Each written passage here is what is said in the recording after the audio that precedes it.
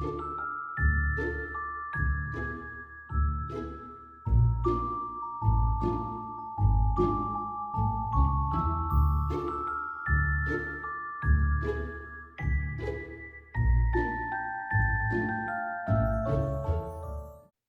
everybody. Welcome to the Witching Hour. I am Patty, your host, and we have a wonderful guest for you today. She's an author, she's a witch, she's got a great book out called Discover Your Crystals for Healing and Empowering, another one coming out. So, without further ado, welcome Jenny C. Bell. Welcome to the Witching Hour.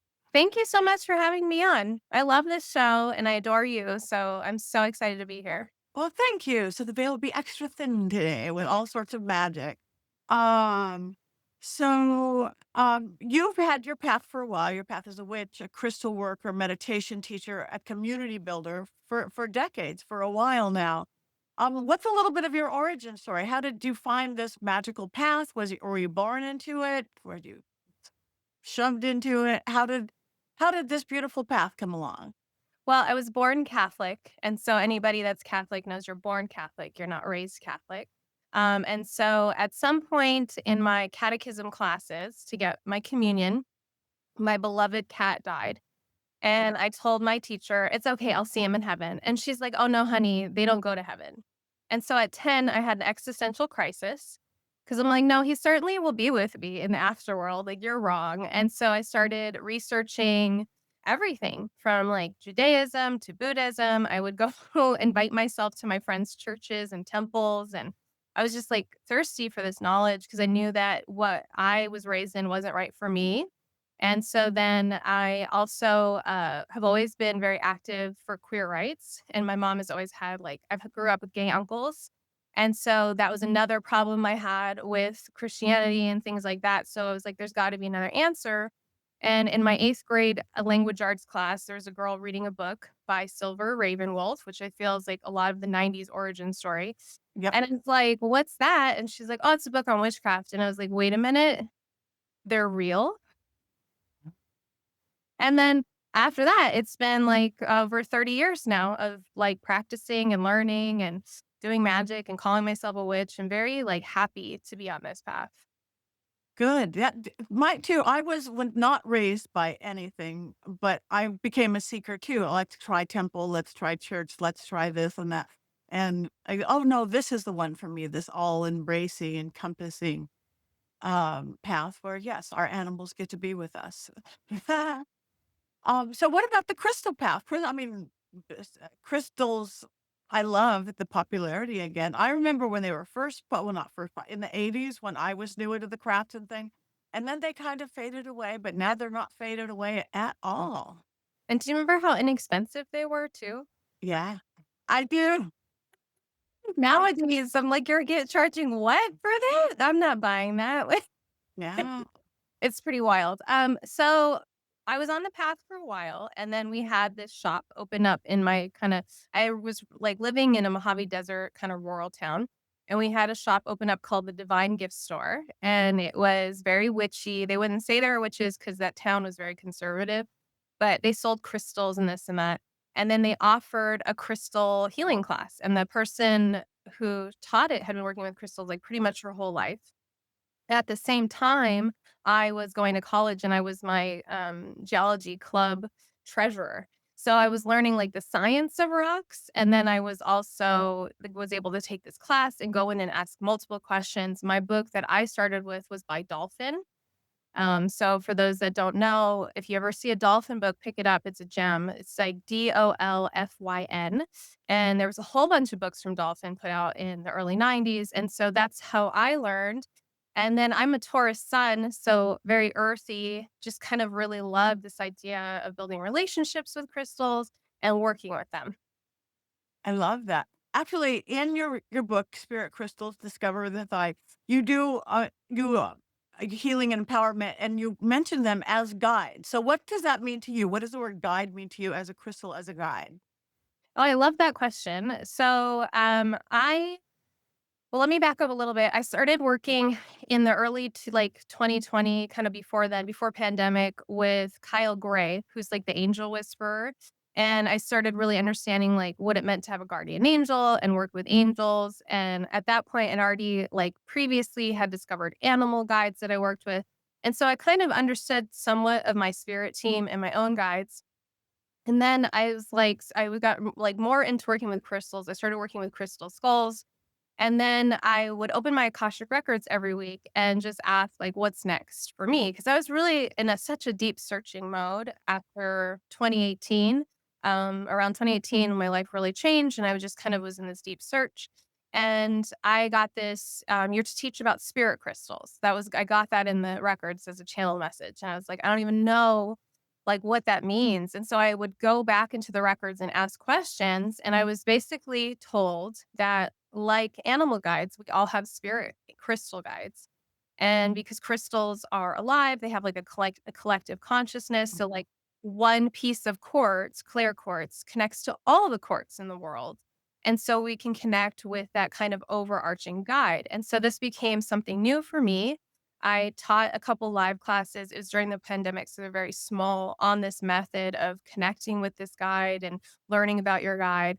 And then I had a class online for a long time, and then it became a book. I love that. So if somebody's going, okay, this is interesting to me. Do you give techniques and things like how does one going to discover the best guides for you or the best crystals for you? Yeah, so that's a great question because a lot of people are really turned off by meditation. So I will say that the first way to discover your guide is through meditation. And I walk through three different things. Like, first, the people are to discover their spirit place. Like, where is your place that you can go to within your like own sacred self? And then you discover like a guide in that place. And then that guide leads you to the crystal. But there's alternatives too for people who are, like, absolutely not on the meditation. But I also give, alternatives too for people for meditation who have, like, aphantasia, where they can't visualize in their mind, or people who have ADHD and they have a hard time, like, focusing or sitting still. So there's lots of accommodations throughout the book, and then it leads you to discovering which guide is your guide for this moment in time. And so some people will work with that same guide their whole life, or they may discover, like, later on they need to work with a different guide, but there's 6 total for people to work with and learn about in the book, and there's lots of activities. So, like, rituals, spells, meditation, chanting, like, lots of things to do with the guide and the crystal once you discover it. That's beautiful. I love ritual and I like patterns and things. Do you have a like a personal daily ritual that involves crystals somehow or Yeah, I do. Well, they're all over my house. And my house? so I like to have them in the kitchen with me. I like to, like, when I make my tea, have them like around my pot while it's brewing and kind of just like almost like grid my pot, but very like open to that. When I say my morning prayers and rituals, I usually hold all the spirit crystals. I have little tumbled stones because they gave me the gift of the book. And I feel like, I like to honor them every day in my prayer and ritual. So I always hold them. Yeah, I use grids all the time. Gridding is, I talk a little bit about it in the book, but it's where you lay crystals out in a certain pattern for bringing in certain magic or change into your life. And so I use those. I do a crystal grid pretty much every new moon to bring whatever it is I'm bringing in. And then I take it down and start again in the next new moon. That's beautiful. So yeah, you do hear a lot. I was going to ask you. You are good. You went right into it. But like you hear a lot about who did a grid, a crystal grid, and things. Does somebody now? Do you have patterns somebody can follow? Here's a grid for this. Should people discover it themselves? Make it up? Yeah, so the book starts off with a couple chapters on just like about crystals, how to work with them, how to connect with them, how to discover your spirit crystal. Then there's a chapter on each one of the spirit crystals. But then the last chapter is all about like working with them all together, and it has like these different grids. So we have, for instance, the medium's cross, which is just like a cross, like an equilateral cross that you would use, and you can basically use this for protection, or you can use it for bringing in other things. But it's such a great protection because it's so easy for people just to make these two lines and not have to like worry about, the like trees and this and that and the Kabbalah. It's just like really simple. So yes, I do have some in there. Oh, that's good. So say if somebody is going like, okay, I want to discover this, and hopefully they bought your book and have it. They're going into a crystal store. How do you suggest people pick the crystal? Do you give techniques of like let it draw to you? Do you draw it to it? How do you sub it? Because you could get overwhelmed walking into a For sure. crystal shop. Most definitely. How do you suggest people hone in on the one or ones that they need?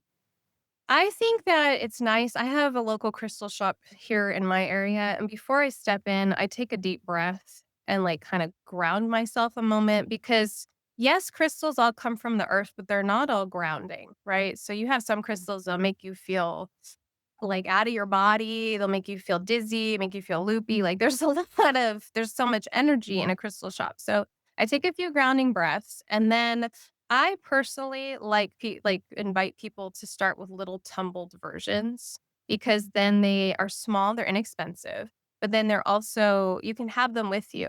Like it's a way to connect. You know, those big beautiful crystals that we see on people's Instagram, those are nice and everything, but you're not gonna be able to hold that to your heart space and, like, connect with it, and so the little tumbled like, if your shop has a bunch of little tumbled stones, just pick them up and see what you're drawn to. Like, just pick them up and hold them and, "No, I don't feel that one," or, "Yes, I feel that one." It's very easy to spend a lot of money in a crystal shop, so maybe beforehand, give yourself a budget. Oh, oh, so, all right. So let's look seasonal right now. Right, this is dropping. It's like the first week of December. We're going into the darker half of the year in for us in the northern hemisphere. Do you tailor your magical practice or your crystal practices for this season? For like Yes. going into reflection, manifestation. Yes, 100% yes. My podcast is called Cozy Coven Chats. And the whole point of this podcast is it's like about 30 minutes or less every Sunday it comes out. It's to help people tune in seasonally. So it's all about slow living and slowing down your practice and living your practice every day instead of just on the eight Sabbaths or just on the full moons. And so I talk a lot about tuning our practice and seasonally.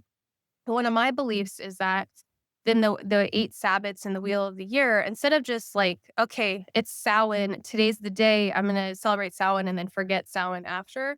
Like, to me, we're still in Samhain energy until the winter solstice, and then we're in winter solstice energy until Imbolc, and we just kind of, carry on, and so, absolutely, like, this time of year, it's hard not to get caught up in winter solstice kind of early because there's Christmas decorations everywhere, which are obviously pagan in Right. roots, right? Like, Obviously. why else would there be a tree in someone's house, right? So Right. yeah, it definitely I try to that's part of why I started the podcast is because I personally wanted to live more seasonally and slowly. So I'm like, if I do a podcast, I have to hold myself accountable because I'm talking about it every week. So absolutely, I definitely like this time of year, we're going in the darkness, we're going into hibernation. I'm hoping people are putting up boundaries and saying no more so that they have more time to themselves. Like it's going into that underworld time and really trying to like cocoon ourselves and learn about ourselves and figure out who we are for the next half of the year, right? Yeah. No, I agree wholeheartedly. That's beautiful. Now you have I know you have at least a cat, right? Yeah. Or a dog. Yeah. I have a dog and a cat. Do you have stones for your animals? Do you have them? Do they wear them or do you have them on altars or anything like that? I love that question. So I do. I have a little Chiweenie. He's black. His name's Vader. I love you already. I have a weenie. I I still love don't, him. but I have a doxy. Yeah. Yeah, they're amazing dogs for anybody that's never been around one. They're super lovey and sweet, and he's so smart. He's one of the smartest dogs I've ever had. He was a rescue, and so we got him as an adult, and he just I've never had to train him. Like he just seems to be in tune. Like I'll be like, I don't really want you to do that, and then he doesn't. Like he's so good. So I have him. I have a black cat named Mikey. I have a white cat named Paul, and then we just took in a calico who was kind of abandoned in the neighborhood, and she got attacked by other dogs, so she's got a cone, and we're trying to heal her up. Her name's Mabel, and so I was taught Reiki. I'm a Reiki master. I use like my crystals with my Reiki. I give my pets Reiki. I like to use rose quartz with my pets because it's such a gentle, soft, loving force. And so I like to lay like tumbled stones on them and just kind of like give them some good vibes and help them feel good and calm. Oh, that's lovely. Especially I have a calico as well, a little crazy wild rescue calico. So I love that. Um, yeah, crystals, I have them everywhere as well, and they are I can't imagine not, honestly. Right? So, also, but you are very much a community person, which we mentioned before. Um, you have it's a online community, right? What is that? Yeah, so I love that you've labeled like said like I'm a community person as I love that for myself cuz that's what I'm striving to do. I was a classroom teacher for 13 years and my strength as a teacher was building community. Like I would have students say I only talk in your class cuz I only feel safe enough to talk to your in your class or all of that and then we would do like games and team building and so community has meant a lot to me for a long time. And I moved to the PNW, to Oregon during the pandemic, so I had no community. I moved here, I had, like, friends in other places, but, like, couldn't really make friends here, it was really hard. And my whole life, I have been really fortunate enough to have somebody else who's on the pagan or witchy path to do stuff with, and then I came here and I didn't. And so I started thinking about like, well, maybe I'll do an online community. Like that seems to be what everybody does, it's like the future. So I started researching and I liked Mighty Network. It's a private social media and I created our Coven.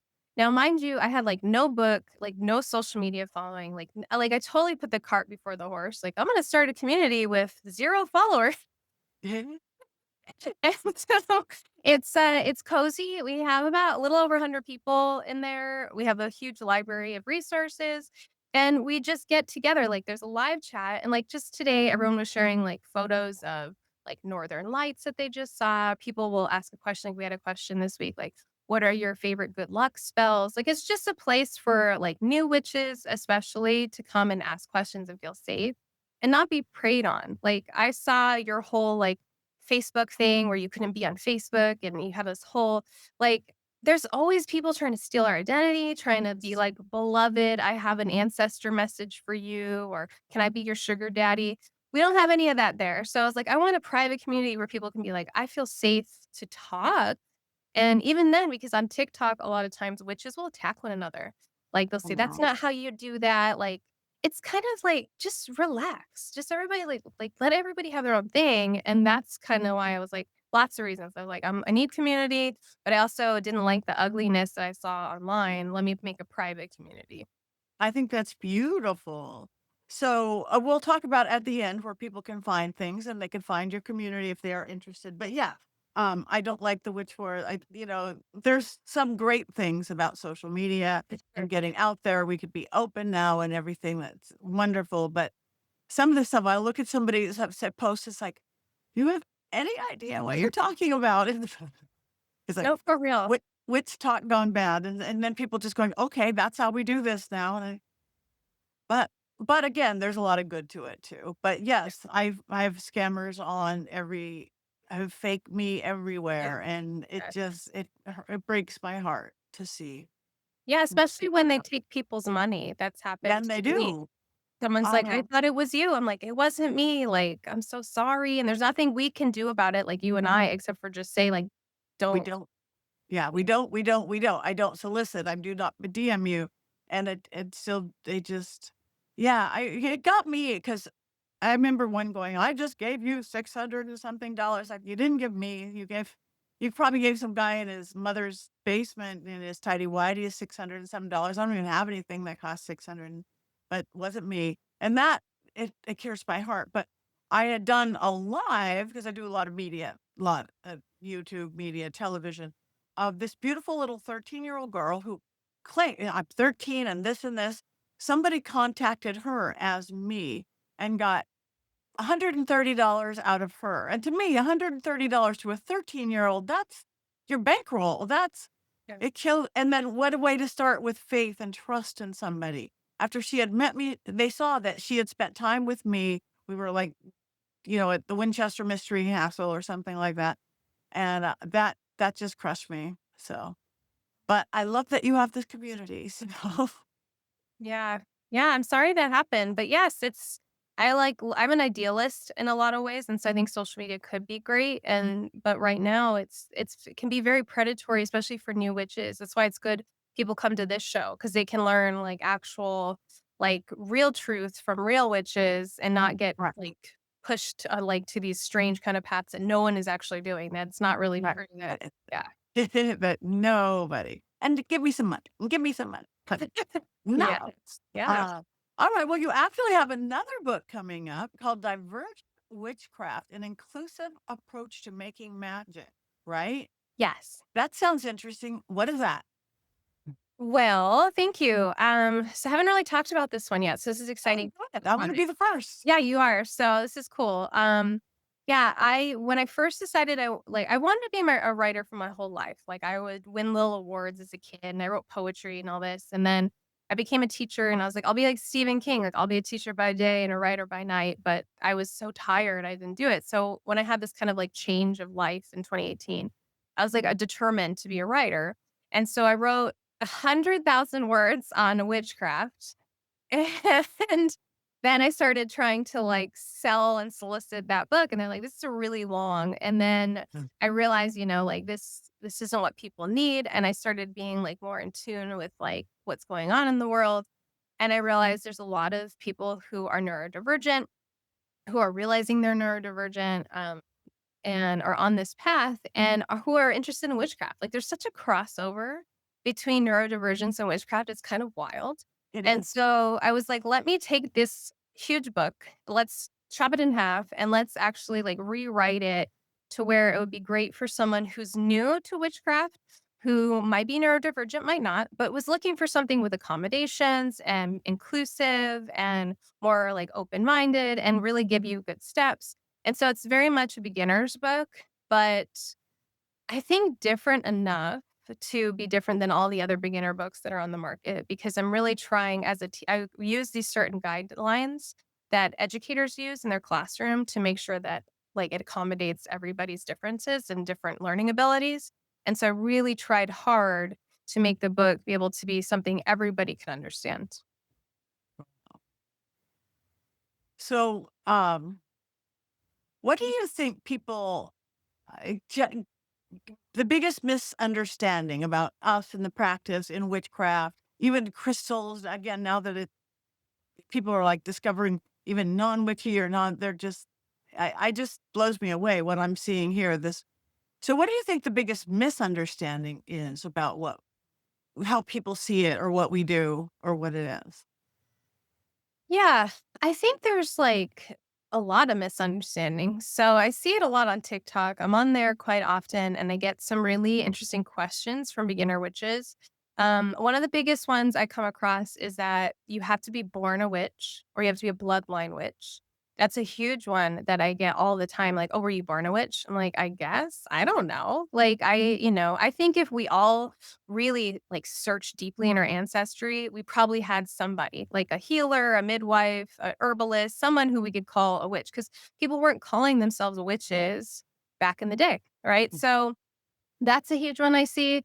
I see, like, a lot of superstitions still around tarot, like, that you have to have it gifted to you, like, as your first deck. I myself waited till I was 18 and had it gifted to me because that was a superstition that I grew up with, and so I missed out. I could have been reading them in my teens like other kids are, but I didn't because I thought you had to be an adult, and I thought you had to have it gifted to you. But yeah, like, we get that all the time. There's a lot of, I don't know where they come from, I these don't know that. like, that things have to be gifted to you. You have to be born this way, that someone has to say you're a witch. That's another one. Like, how do I become a witch? Like, you just are.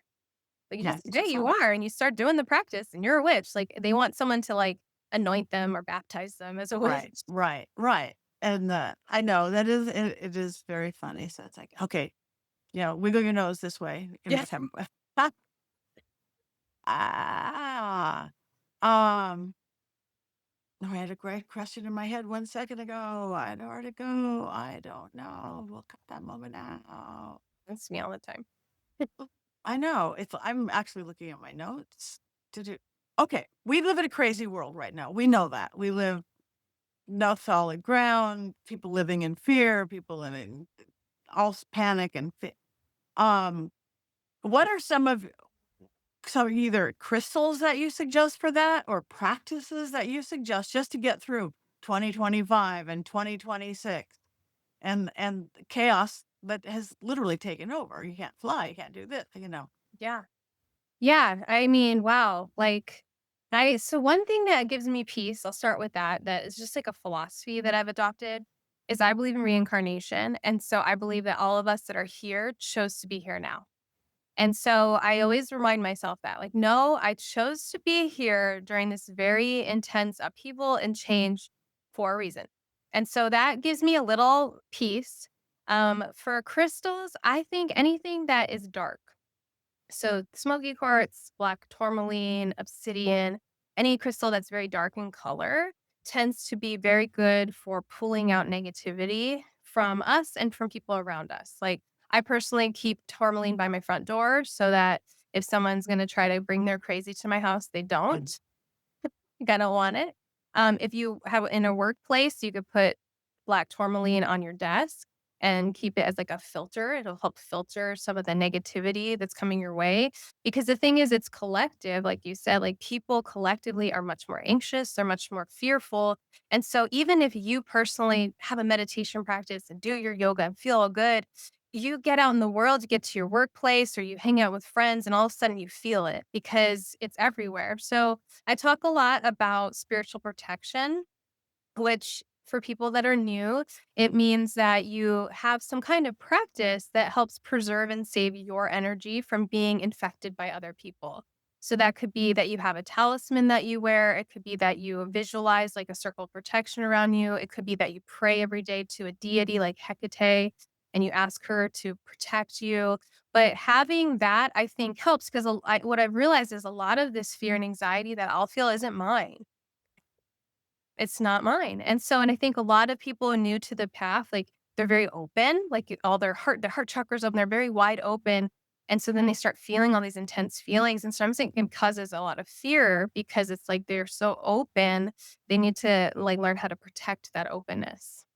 Right. I agree wholeheartedly because it's just, it can be overwhelming and we're bombarded with it. Times have always been scary, but now they're scary 24/7 with internet. You can't walk into a restaurant without a TV. It's crazy.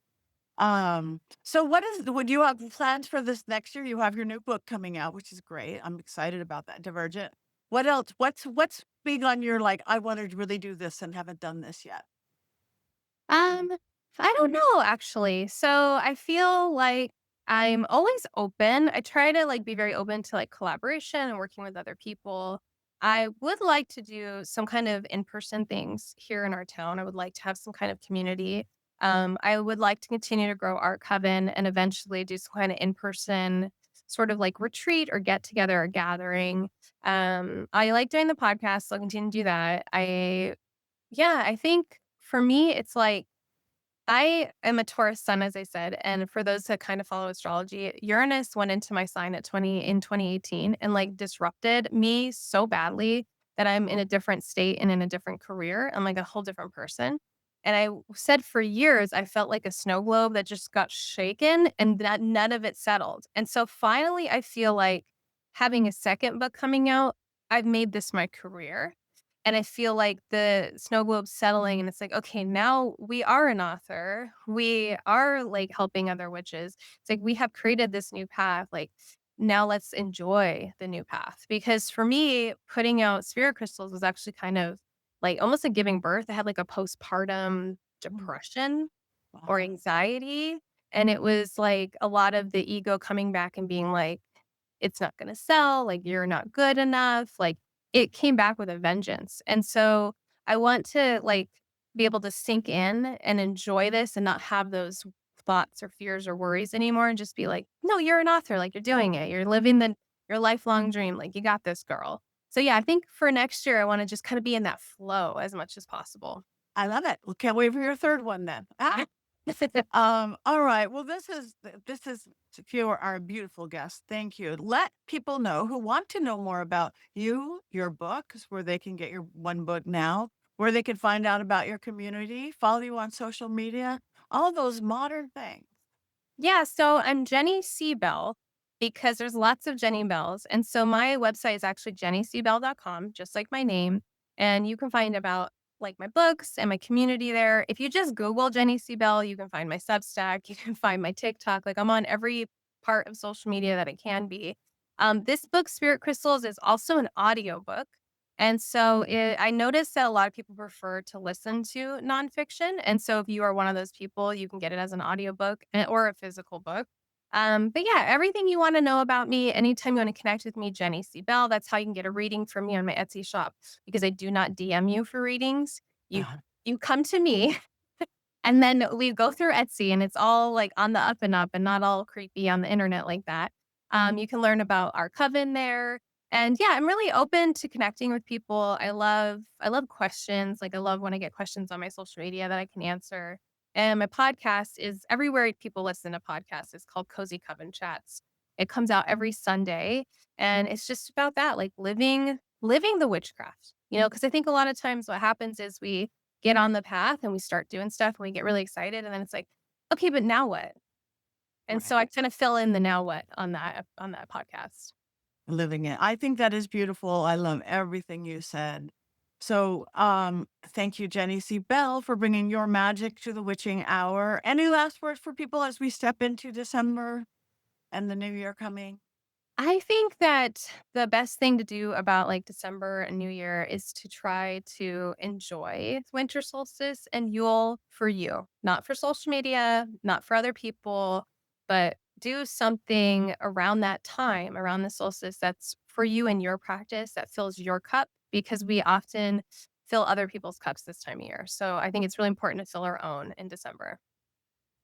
I agree wholeheartedly. Thank you. Thank you so much. Thank you for coming to the witching hour. You guys like her, follow her, join her community, read her book. Bye.